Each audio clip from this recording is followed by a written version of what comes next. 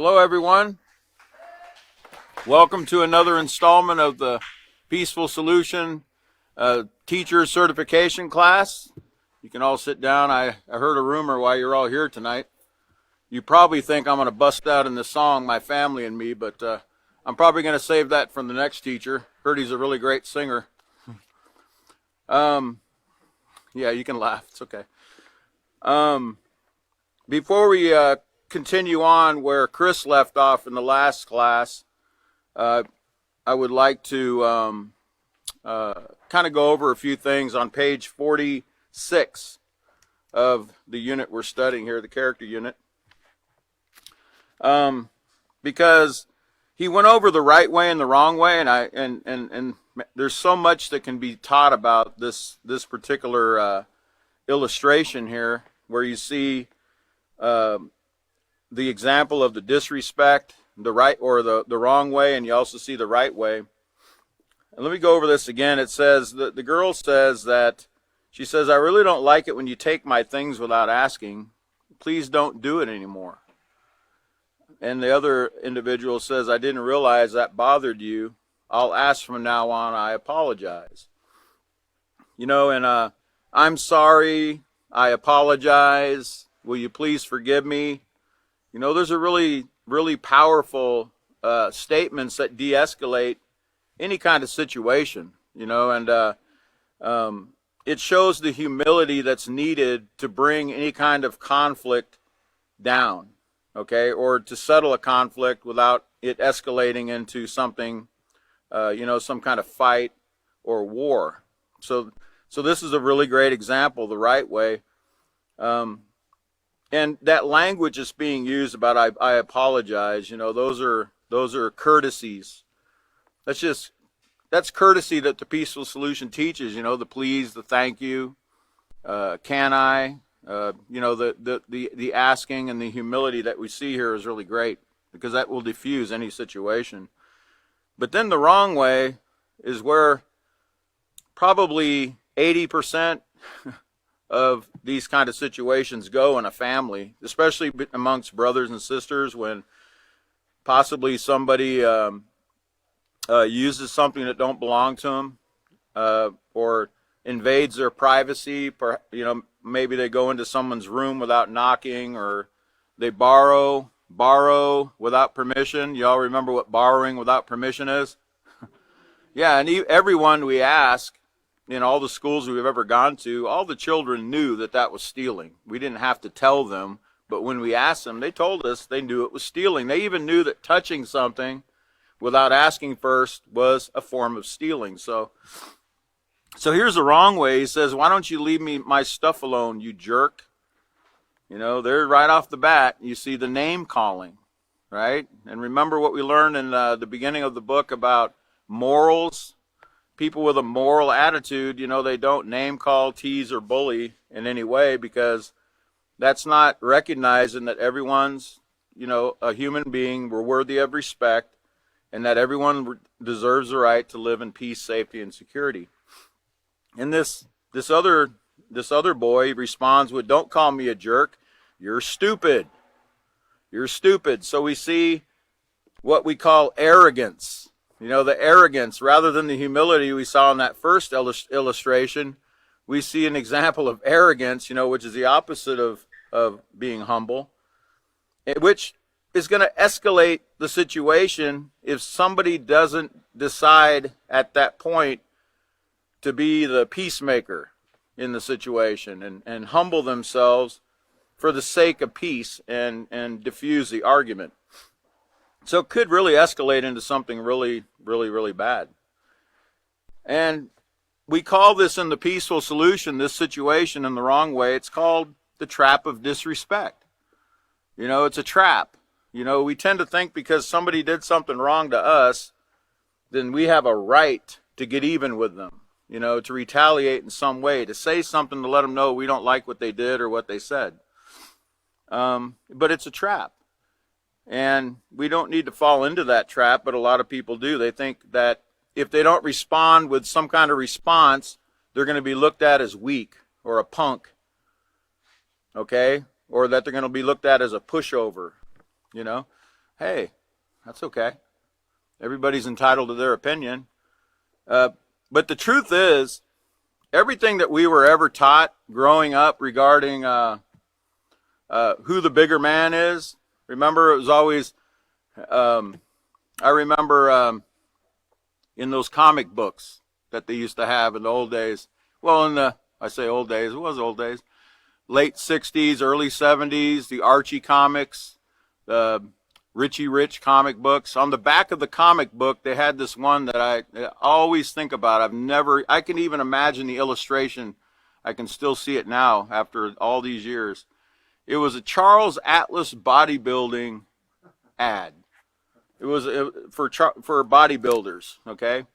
You know how you can get these big muscles in 30 days if you just join the Charles Atlas bodybuilding club. And, you know, it had an illustration on the back of the comic book with a boy at the beach with a girl, and some big bully walks by. You know, this guy at the beach, he's kind of skinny, and this big bully, big buffy bully, comes and kicks sand in his face right in front of his girl. And, you know, basically humiliates the young man. So then the young man, you know, he finds out about the Charles Atlas Bodybuilding Club. You know, and he probably read it on the back of the comic like I did. And he joined up, and in 30 days it showed him with these big muscles like that guy had, you know, that kicked the sand in his face.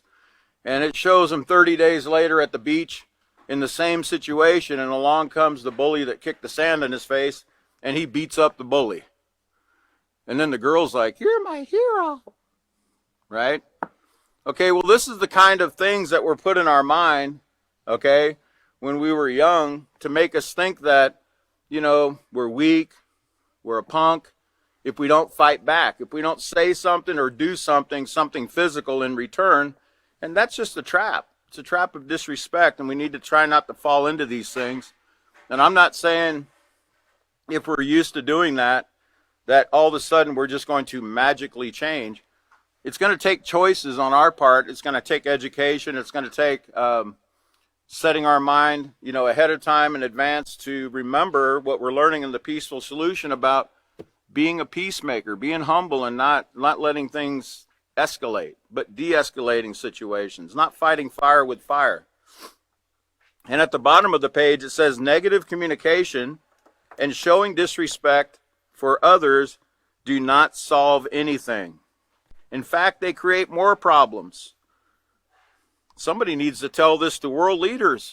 On 9/11/2001, you know, there was this big rush because of emotions. Emotions were very high. And, you know, understandably, you know, 3,000 people were killed.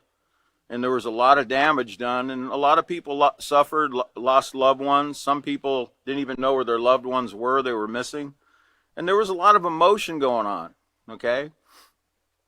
But, you know, one thing you'll learn in character education is we really need to not allow emotion, you know, to make decisions when we're in the middle of emotions, like when we're in a high-charged situation like that. We need to let it calm down, think things through, be level-headed, and find a peaceful solution to whatever the conflict is.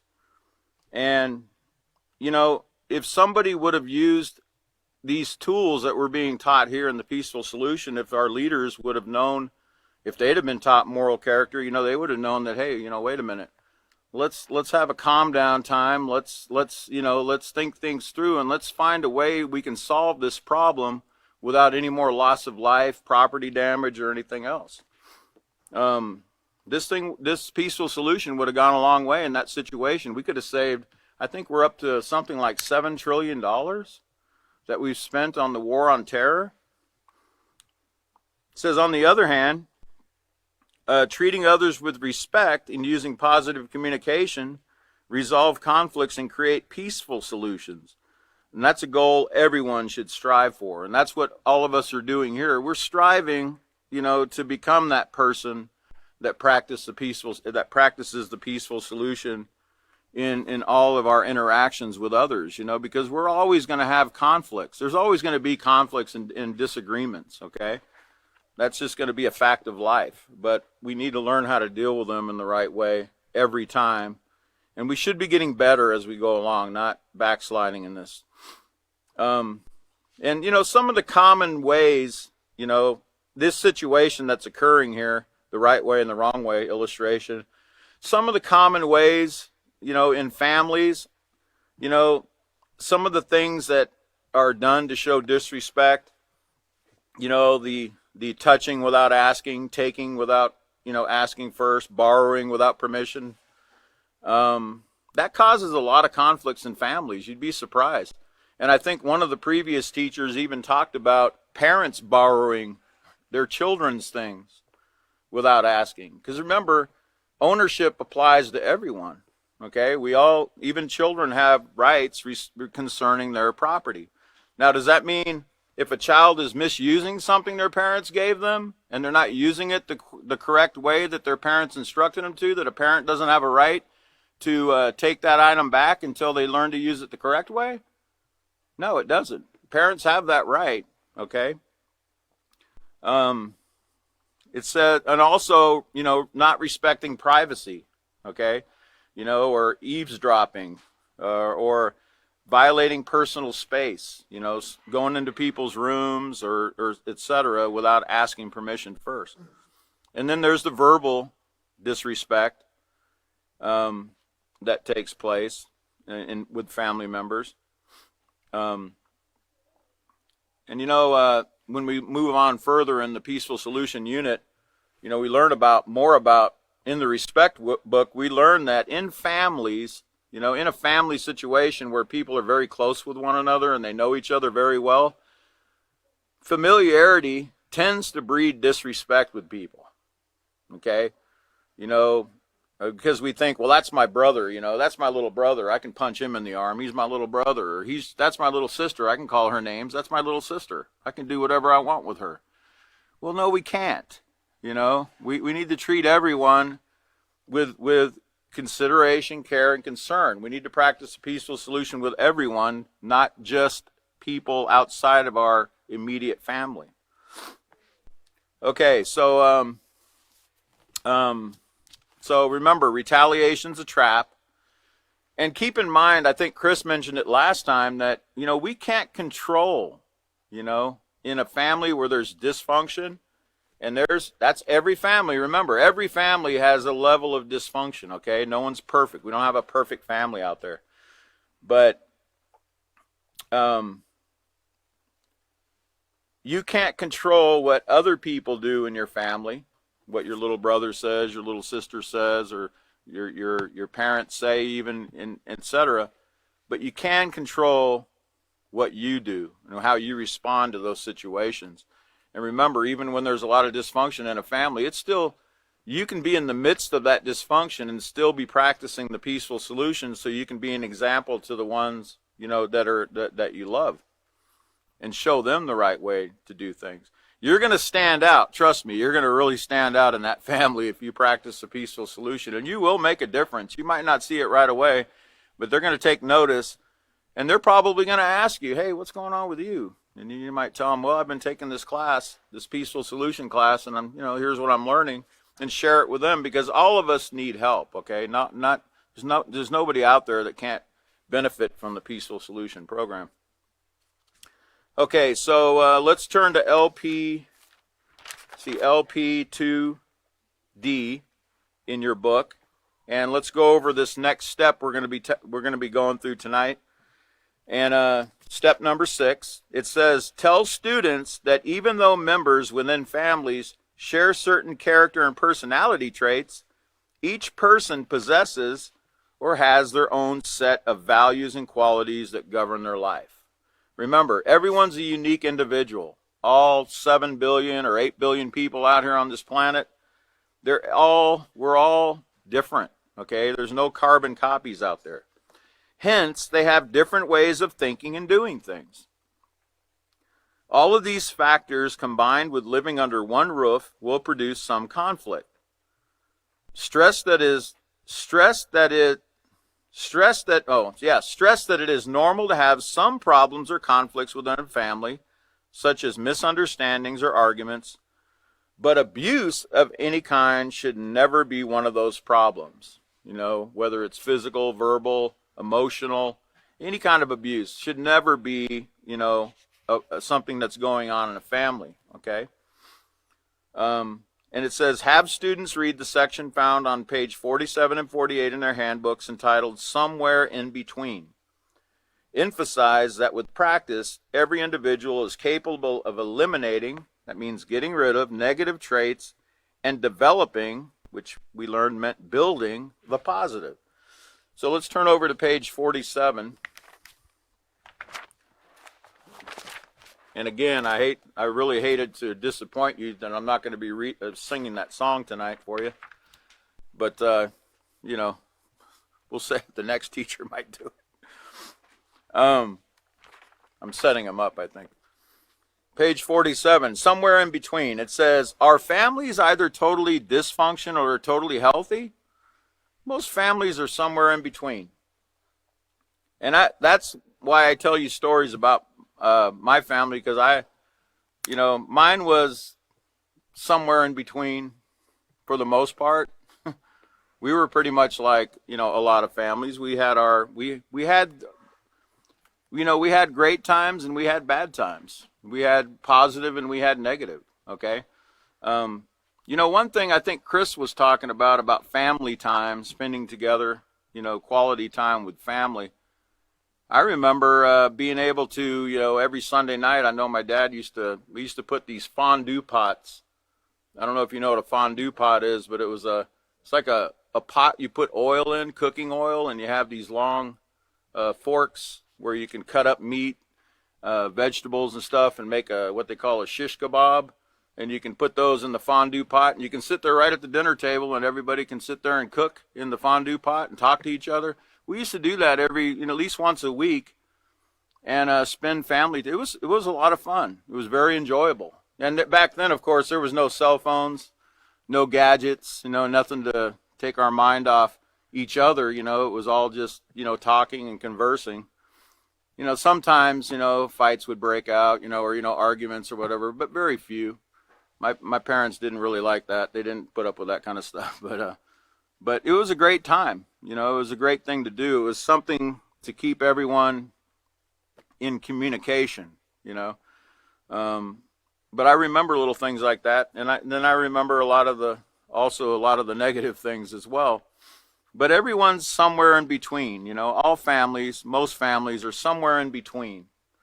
Family life might not be as ideal as all the points you read about in the previous section. Like sometimes you might read something in the Peaceful Solution that seems like that's pretty far-fetched. That seems like, really? Are families really like that? Well, yes, they can be. All right. And family life also might not be as ideal as it appears on Facebook, or any other social media where they make it look like, here's my family and we're all getting along and we got no problems and, everything's wonderful. I wonder. I think there was a song years ago, no one knows what goes on behind closed doors. But it does manifest itself in many other ways, I know as a character education instructor that everyone has something they're overcoming, that they can overcome, different character traits or different habits that they're struggling with that they want to eliminate. It says, but at the same time, abuses that are physical, emotional, and sexual should never occur within a family. Should never occur. Physical, emotional, and sexual abuse should never occur. However, even when abuses are not occurring, there might still be other problems. I can't recall ever going to any of my friends' houses where there wasn't some kind of, something going on, where there was arguments or, somebody was at each other's throat, or parents were at each other's throat, or people weren't talking to one another and ignoring one another, or something was going on. There was always something going on in all the families. it says, for instance, although there might not be physical or sexual abuse, family members might not always handle anger or frustration in appropriate ways. Oh, really? You know, think about this for a minute. And we're not even anywhere near yet the anger, portion of what we need to learn, but as been brought out by other teachers before me, there's a lot about anger that none of us understood. And I'm putting myself there. I didn't understand anything about anger until I took the Peaceful Solution class. I knew zero. I just knew I got angry. But I had no idea that I actually was in control of anger. I could control that anger, that I was responsible for controlling it. I really didn't understand that. I didn't understand that people didn't make me angry. I chose to be angry. Okay, I didn't know that. I didn't even know, as we learn that anger is a secondary emotion. It's not a primary emotion. In other words, we don't get angry right away. There's a series of steps that take place before we get angry. Okay? In fact, there's about 4 steps. And I'm like, really? 4 steps? I thought it was like that. Well, it seems that way. Okay? But it's really not. Okay? But the more you learn, the education enlightens you, and you're like, hey, wait a minute. And you start learning the mechanisms and the steps, and you're like, wait a minute, I can control this. I can do this. I can control this. And it's just knowing the information, and then in a heated situation or a situation where someone's pushing your buttons or where you tend to choose to get angry about things, putting it into practice. Okay? It's just being conscious of it and remembering. And I know, isn't it really hard sometimes when you're out there and you've been coming to Peaceful Solution class and you find yourself in the middle of something, that you've been learning about and about how to, handle it in a peaceful way. It's almost like sometimes you forget. You forget everything you learned just went right out the window, right? But we need to learn, to stop, calm down and consider before we say or do anything. We need to learn about this. But, that's why there's so many problems with anger in a family. They don't even know how to identify a primary emotion or what they're really feeling most of the time.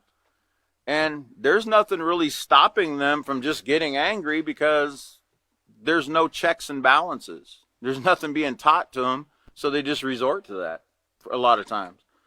So, but once I've seen it with many, many students. Once they learn these simple mechanisms about anger, these simple things that we learn in the Peaceful Solution, it's life-changing for them.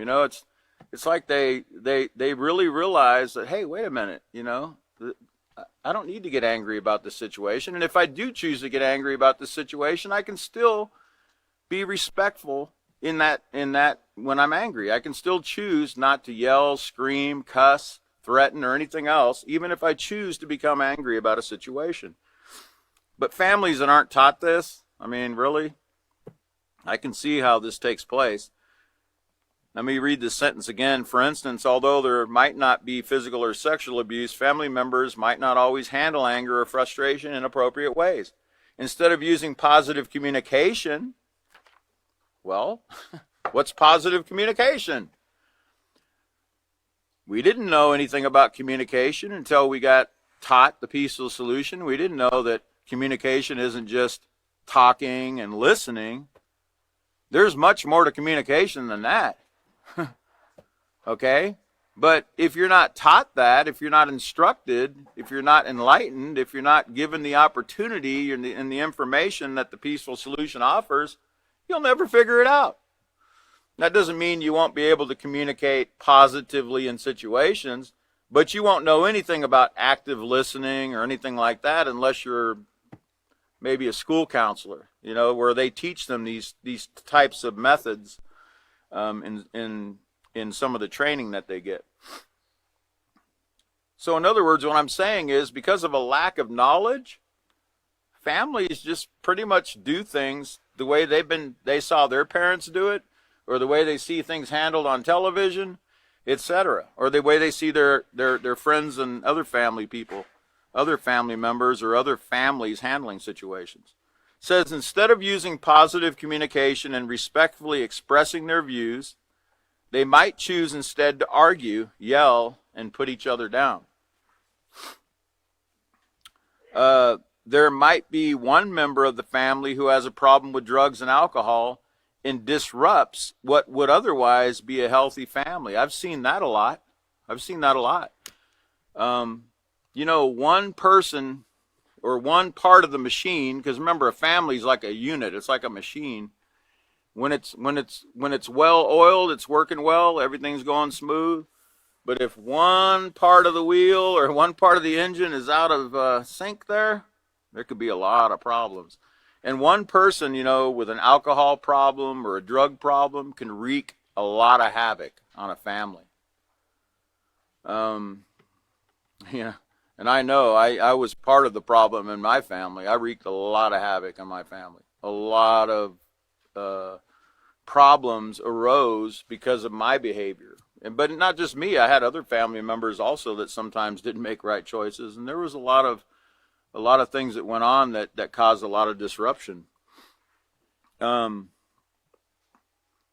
Sometimes certain family members neglect to do chores or fulfill other duties, which this puts extra stress on others and also creates conflicts. So when we don't do our chores, let me hear what character trait we're not practicing there. We don't do our chores. Yeah, we're not being responsible, right? But that's not all, right? We're not being responsible. We're not being disciplined. We're not being obedient, yeah. We're not being obedient. But, you know, the positive character traits, when you look at the list of positive character traits, you'll find that there's many, when we don't do one thing, when we fail to practice one point of the peaceful solution, we'll find that we're really breaking many other positive traits, okay? In this case, you know, responsibility, discipline. We're not being respectful, are we? Because respect is showing care and consideration. Are we considering what the other person's going to have to go through because we're not doing our part? Right? We're putting more chores on somebody else, more pressure on someone else that might already have a lot to do, right? So we got to be considerate. We have to consider and show regard, that respect that the peaceful solution talks about. And that causes a lot of conflicts. It causes a lot of problems. Yeah, it reminds me of an illustration in the peaceful solution, you know, where the child, they're at their house, you know, and the mom asks them to do dishes, and they're like, "No, Mom, I'm watching TV right now." And they give their mom a hard time. But then they're over, it shows another illustration where they're at their friend's house, and Mrs. Smith says, "Johnny, can you do the dishes?" And he's like, "Well, yes, Mrs. Smith." You know, doesn't give her a hard time, gets right to it, right? Well, again, you know, it's that, remember we talked about that familiarity sometimes breeds disrespect. But we should treat, you know, everyone, but even more so the people that we're closest to with that respect that they deserve, and that the peaceful solution actually tells us we must give everyone in order to be a moral person, in order to have a moral character. So we need to be considerate. Families, like individuals, have both negative and positive traits. However, family relationships can be improved when each member begins to develop moral character traits while at the same time eliminating the negative traits. And in that, you know, what I try to tell students is, look, you know, I'll ask them, "How old are you?" And they'll say, "Oh, I'm, you know, 25, or I'm 15, or I'm 35, or I'm 70. Okay, well, it took us 70 years to get where you're at right now, right? It took us that long to build you, or to make you who you are today. do you realistically think that that person is just going to change overnight? No. It's going to take some time, okay? In fact, it's going to take a lifetime. It's going to take a lifetime to develop and, fully keep, and you're always going to be, throughout your whole life, you're going to be practicing and developing these traits. But you know what? As I said, you can take one piece of this puzzle, one principle in this program can really set a person on a path to really understand that, wait, I can change. I don't have to do that. I can make the right choices. I don't have to get angry. And if I get angry, I can handle it appropriately. I mean, they start understanding that sets them on a path. And you can see some really big changes in a very short period of time. Okay? But does that mean they're going to be perfect, in a week or a month? Or no? They're still going to have other traits while they're developing these positive traits. They're still going to be working on eliminating these other ones, at the same time. And I would suggest, I don't know how many of you. I always tell the students, you need to put the list of positive and negative traits on your refrigerator. If you're a man, because you go there at least 20 times a day. And if you're a girl, stick it on your mirror. You look in the mirror probably at least 30 or 40 times a day, right? So if you're a girl, put them on your mirror. If you're a man, put it on the fridge, right? Because we got to keep them in our mind. We have to see them. You ever heard out of sight, out of mind? It's real. Okay? It's real. Okay?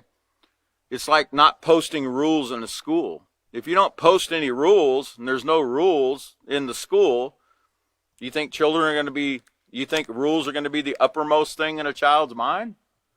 Absolutely not. They don't even see any. So why would they be thinking about rules? So reminders are great. Posting, and even posting peaceful solution sayings. Like I have, I could somehow put this on this button right here, the STOP acronym of the peaceful solution. I could somehow stick a pole right here and make it face this way. So I could see it. I can't read it on my shirt, but other people can see it, so it'll help them, right? But we need reminders, we need to have reminders constantly in front of us. It does help, okay? But do put those peaceful solutions, since, we do need to put them, somewhere where we can see them. If you have a bunk bed, children, if you sleep on a bunk bed, stick it on the upper bunk, right? So you can, when you're laying there at night, you can just look up at it, right? Before you go to sleep. Somewhere where you can see it. I said that because I used to sleep on the bunk beds. I used to have bunk beds. I fell off the upper bunk, and I still have a gash right here. Got sewed up on in my bottom lip from falling off the top bunk. I think I was dreaming, and I fell off. Thought I was flying, possibly, or something. Okay. It says, so families have both negative and positive traits. I'm in the middle of the page. However, family relationships can be improved when each member begins to develop moral character traits while at the same time eliminating the negative traits. This can be accomplished if everyone begins to value how a moral character can improve the quality of his or her family. Now, how is somebody going to begin to value how a moral character can improve their life if they don't even have the information in front of them, or it's not even made available to them? A lot of times people aren't offered any kind of help until they're put in some kind of a bad situation, like they're incarcerated, for instance. Possibly they go to jail, because they stole something at the store. They go to juvenile detention, or they go to jail, and then all of a sudden it dawns on them, hey, I got a problem. Hey, I got a problem here, And, I know personally, I can only tell you personally what I did when I was a juvenile and I got put in juvenile detention. The first thing I did is I looked for some kind of comfort, something I could read to give me hope. Okay, and in my case, I grabbed the Bible off the book cart, because that was something that I liked to read, and it gave me comfort. Okay, but I also looked for other things to try to see, well, how can I improve myself? Okay, there was things that I realized, but there was so many different ideas and so many other distractions that, I really didn't have, and I didn't have a teacher. I didn't have, what we have here with this class and somebody to guide me in that direction. I just kind of looked for things. I used to like reading the Reader's Digest, to see, some of the antidotes they had there to see if that would help me, some of these positive sayings they had or whatever. But I was looking for something, because I knew that when I was in trouble, I knew I wanted out of trouble. Okay, I knew that I had a problem and then I needed to deal with it. But you know what? As soon as I got out of that situation, as soon as I got out of that jail, I forgot I had a problem. I went right back to doing what I was doing before until the next time. And then I was right back at the book cart, picking up that book again. Okay, and it's a cycle. It's like an endless cycle, unless the peaceful solution, in my case, the peaceful solution intervened in the prison that I was in back in 1995. Okay, when the program first came out. It intervened in that situation, and I was taught certain concepts. We didn't have a lot of the material we have now, but we did have certain principles and concepts that I was taught, and that made all the difference. It made all the difference, and I'm telling you, I remember the last thing that prison guard told me as I was walking out of that correctional center. He said, "I'll see you next time." And I just remember thinking to myself, no, you won't. Because it reminded me of, remember verbal abuse, right? Chris talked about verbal abuse, and I believe Catan also hit on it. Sometimes adults say things, they don't really mean any malice, or, they don't do it with any they really don't think about some of the things they say, okay? And I'm talking about people in high positions, not just family, not just moms and dads. But I've stood before many judges even that told me, "You're a worst offender. There's nothing that we can do for you. There's nothing, they used to call me incorrigible. That means hopeless, corrupt, like no hope on earth for you." Okay, well, you keep hearing stuff like that, what do you think you're going to think about yourself? Oh, he's probably right. Yeah, I guess I am a worst offender. I guess I'm the worst of the worst. Or I guess I am incorrigible. There's nothing that's going to help me. Right? But this is coming from the adults. Now, I remember I did have one judge, and this is the last time I got in trouble. I got to tell you this because I was doing a 10-year stretch in Alaska for some other crimes. And while I was in the prison, I was committing crimes over the prison telephone with a credit card, ordering up all kinds of things and selling them to inmates. And I was making thousands of dollars in the jail there, committing fraud over the telephone in the prison. Okay? And one night, I got a visit, believe it or not. I think I'm the only person, I don't say this with any kind of, certainly not pride, because I don't practice that, but I'm the only person in the state of Alaska history that ever had police officers come to their cell with search warrants, looking for stolen items that I had purchased with a credit card over the prison telephone. And guess who was standing there with the police officers that came knocking on my cell? The prison superintendent. And boy, she did not like me at that moment. She was supposed to be protecting the public. See, that's why I was put in prison, to keep me from doing the things that I was doing and causing harm and property damage or, stealing and everything. I was supposed to be contained in that prison to keep me from doing that. And I just remember her telling me this one thing. She said, "You know what? You're going to the hole for a long time, and you're not going to see the light of day for a long time." And she was right. 3.5 years. They stuck me in that hole. Now, that's called a prison within the prison. Okay, if you think prison's the only thing they can do, no, they can stick you in a deeper problem in that prison. And they can make your life really miserable. with only 1 hour out a day, with handcuffs behind your back, taking a shower. Okay, 1 hour out, to walk around the yard or whatever for exercise. Okay, your life can get really miserable. But that's the kind of trouble I got into when I was in the jail. Okay, so even jails aren't the solution to the problem, are they? Just because you're put in jail, all of a sudden you have this transformation and you don't want to do anything wrong anymore? Actually not. When you go to jail, there's 500 other people just like you that haven't been taught moral character and that have all kinds of issues. And they also have all kinds of things they can teach you. I remember going from cell to cell. They used to put us in different cells with different people, maybe every other month or so I got a new roommate. And we'd get to know each other, hey, what are you in here for? Oh, I'm in here for this. What are you in here for? I'm in here for this. Hey, man, when we get out, we ought to hook up. With my brains and your looks, we can make lots of money. I mean, that's all it was. It was like robbery 101. Learning new schemes, learning new tricks, right? But the point I was trying to make, I guess, with the prison story is that, it can get worse for you. Okay, prison's not the worst of the worst. But I was declared incorrigible. But that last judge, I was going to tell you about her. The last judge, I'll never forget her too, because it was something she told me that was different than what the other judges told me. Okay?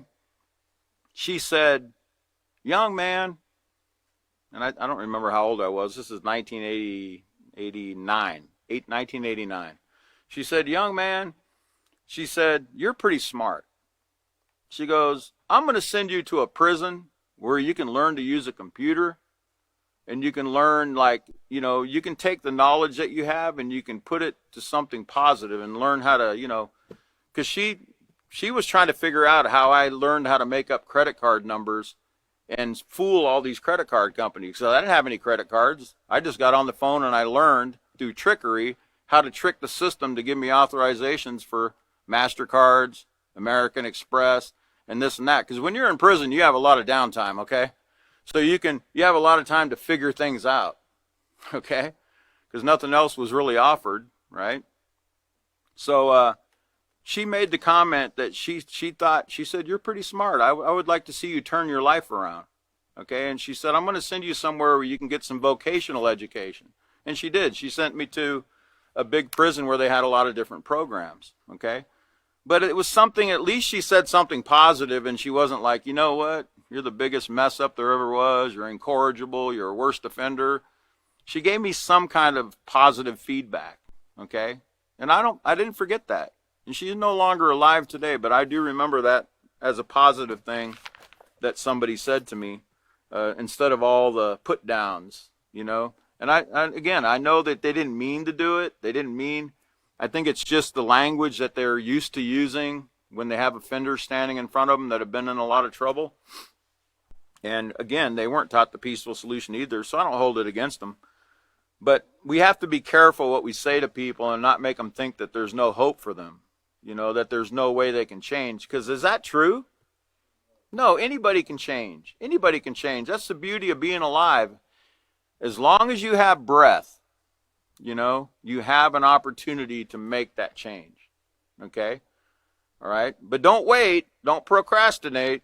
Don't think, well, yeah, you're right. As long as I have breath, so I'll wait another month to stop using that dope. No. You might not have another month. You use that dope again, you might be dead. Or you might hurt somebody else in the process. End up in prison or dead, even worse, right? So, now it says, you can begin, I'm on the third or fourth paragraph, I can't see, third paragraph. It says, you can begin improving your family life by using moral character traits when interacting with your parents, siblings, and other family members. You can start by being respectful in your daily conversations. Remember, we talked about the courteous speech, like the please and the thank you. That goes a long way with people. It really does. And in this day and age, we don't hear it too much. Sometimes we do. Certain people are very respectful in their language. But those simple little courtesies, those are a big deal with a lot of people. When you say thank you, it shows that appreciation. It shows that you're a thankful person. Remember, that is a positive character trait, being thankful. But, can you be thankful when your parents correct you? Can you be thankful that they care enough about you to ground you for a couple days because you got out of line? Can you be thankful for that? You should. That's all part of being thankful. Remember, being thankful means to be appreciative of the benefits that you've received. And I know you don't think that correction's a benefit when you're young, or you don't think getting grounded or, having some privilege taken from you because you got out of line, you stepped out of bounds. You don't think that's something to be thankful for. But you will one day. You'll look back and you'll go, I'm really thankful that my parents, they loved me enough to try to guide me away from those kind of behaviors. You will look back on it one day. Believe it or not, right now you probably think, you're crazy. William, you're crazy. But it is true. You will one day look back and you'll be very thankful for the times that your parents did try to guide you in that direction. Because not all parents do that. You do understand that, right? Not all parents guide their children away from the negative things. So it says, you can start by being respectful in your daily conversations and by being responsible in doing your share of chores. You must also remember to be humble. Humble. Let's go back to page 14. We need to go over that again. Page 14 on that humble.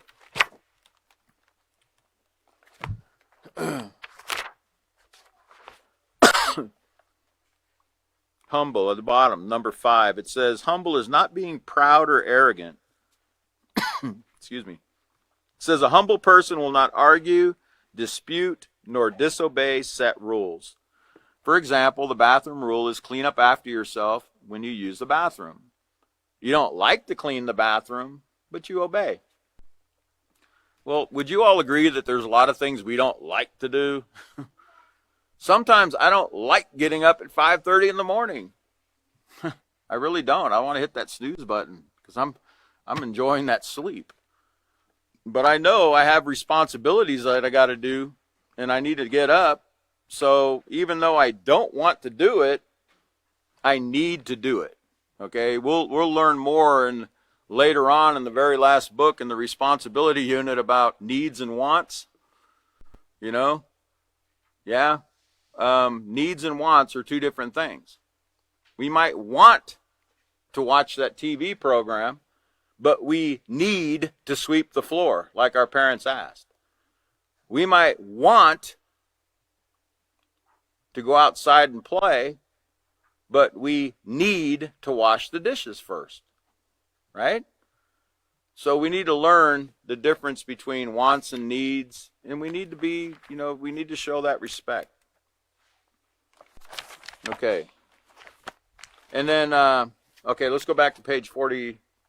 It says, you must also remember to be humble, especially if you've done something wrong and your parents are correcting you or giving you advice on ways you could have handled the situation better. Instead of, standing there, looking around, looking at the clock, just not paying attention to what they're telling you. Or like sitting there rolling your eyes. Duh. What do you think, I'm stupid? Or saying, yeah, I know. Yeah, I know. No, you don't know. You might know. Yes, you might know. But knowing is not enough, right? Knowing is not enough. It's not enough to know something. Yeah, you shouldn't have punched your little brother in the nose. Yeah, you shouldn't have gone in that room without knocking first. You know that. But knowing is only half the deal. Right? So don't tell me you know. We also need to practice doing what we know. I think they say that knowing The difference between wisdom and knowledge is wisdom is doing what you know or what you've been taught. Knowing is knowledge. Wisdom is doing what you've been taught to do. Or they used to say, knowledge is knowing that avocados are a fruit. Wisdom is not putting it in your fruit salad. Something like that, right? It's okay to laugh sometimes, you know. Okay. Sometimes you might have to put an applause light up here, you know, so you know when I'm joking and when I'm not. Okay.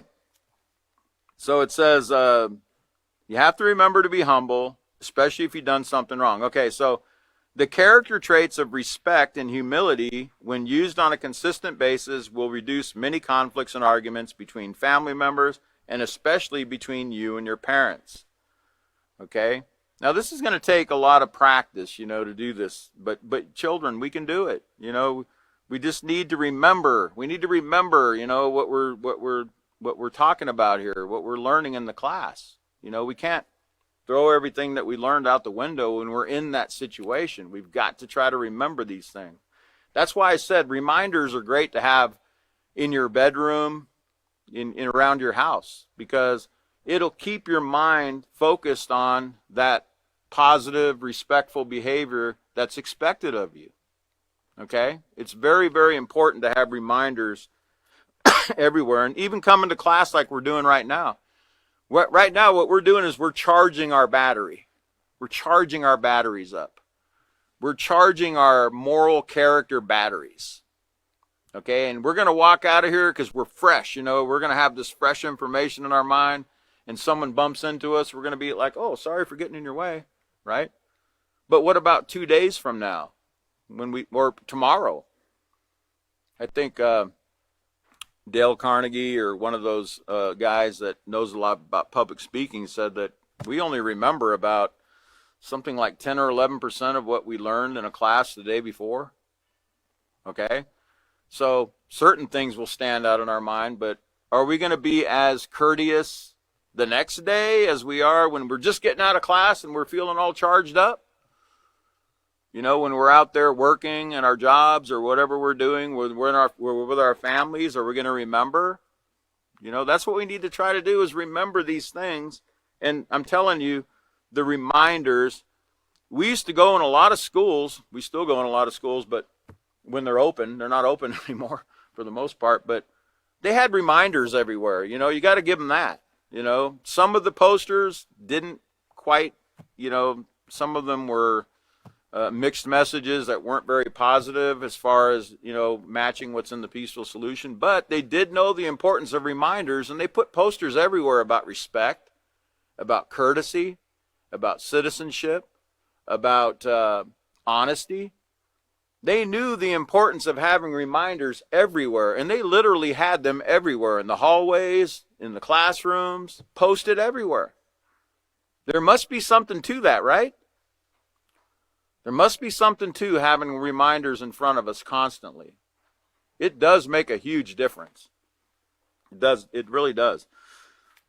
So, it says, the next time your brother or sister does something that annoys you, use patience and positive communication to express your feelings in an appropriate way. Now, I'll just bet you, young children, and even us big children, I'll bet you somebody does something within the next 24 hours to annoy us. You know how I know? In the peaceful solution, we don't give, you know, you're not, when I do classes with students, yeah, I might ask them and I might question them on things that they're learning and stuff, but I don't give them a written test and say, here, I want you to prove that, you know, you understand everything that you just learned. No, that's not the kind of test you're going to get. You know where you're going to get your test? It's going to be with your little brother, or your little sister, or your wife, or your husband, or whoever, or your person you work with, or a stranger in traffic, or wherever you, or in the grocery store, or wherever you go. You're going to get tested with situations that arise. Okay? So be ready. Be ready. Sometime in the next 24 hours, you're probably going to become annoyed by something someone does. So remember what this says right here. Try to positively communicate and express your feelings in an appropriate way in that situation. This means no name calling or purposely trying to hurt his or her feelings. Then be willing to forgive. Remember forgiveness. Not holding any kind of ill will or grudge against that person. Keep reminding him or her that you would prefer hearing a request for permission before touching your things. Don't scream and yell at them because they touch your things without asking.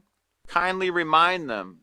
Now, do you remember what I told you last time about touching my stuff? Could you please not do that? You can use the word please, right?